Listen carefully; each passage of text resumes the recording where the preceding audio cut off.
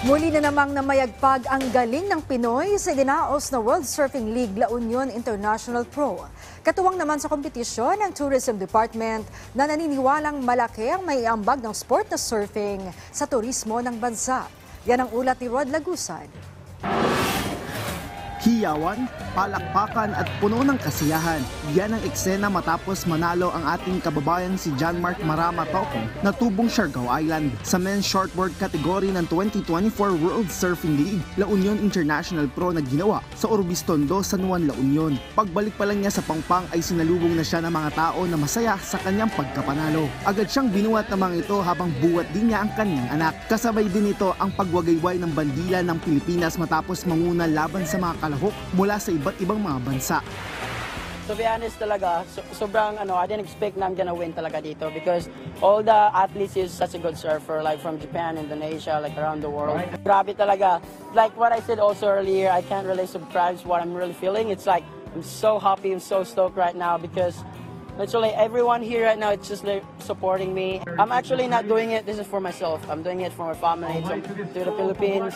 Bahagi ng kanyang preparasyon ang matulog ng maaga, kumain ng masustansyang pagkain at mag-ensayo ng maaga lalo't bawat lugar o surfing spot ay magkakaiba. Para sa kanya, ang alon dito sa La Union ay napakaganda. Mahalaga nakuha niyang 3,000 points para tumaas ang kanyang tsansa sa regional qualifier. Bukod dito, nakatanggap din siya ng $5,600 na premyo. Samantala, naging hamon din sa organizers ang pagkakaroon ng mataas na alon nitong mga nakaraang araw. At may oras lang sa umaga na ligtas na magsagawa ng surfing competition.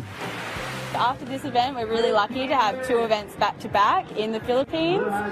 The competitors will all be moving over to Bel Air. That competition starts on February 1st through to February 7th. So another amazing opportunity to showcase what the Philippines have to offer and a big chance at points for our surfers. It's really incredible to have 3 World Surf League events in the Philippines. I think it's just a country that is really embracing the surf culture.